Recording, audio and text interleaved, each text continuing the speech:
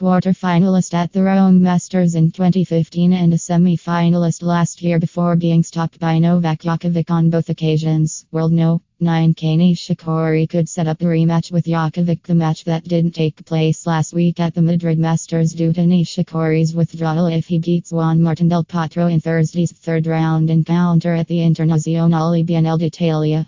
Nishikori has been an increasingly reliable performer on European clay over the past few seasons, winning the Barcelona Open in 2014-15 and reaching the final in 2016, finishing runner-up at the Madrid Masters in 2014 and making the semi-finals in 2015-16, as well as the aforementioned Rome Masters semi-final in 2016. But it hasn't gone quite to plan for the Japanese star in 2017, due mainly to injury. A right wrist injury saw Nishikori skip the Barcelona Open, which is always where he chooses to start the clay court season, and although he beat Diego Schwartzman and David Ferrer to make the quarterfinals in Madrid, he was unable to take the court to play against Djokovic.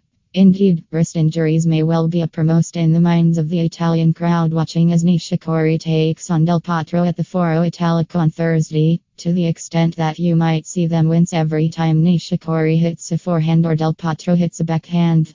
There were, however, no visible signs of Nishikori's injury in his straight sets win over David Ferrer in one of the many Madrid rematches the draw is throwing up in Rome. It wasn't the prettiest match Nishikori has ever played, with the first set in particular a real struggle, but while Ferrer will always be a tremendous competitor and a classy clay court player, a former French Open finalist and for so long a stalwart of the top 10, his body is no longer cooperating as it once did, and he always found Nishikori tough to play against. The 7th seed ran out a 7-5, 6-2 winner.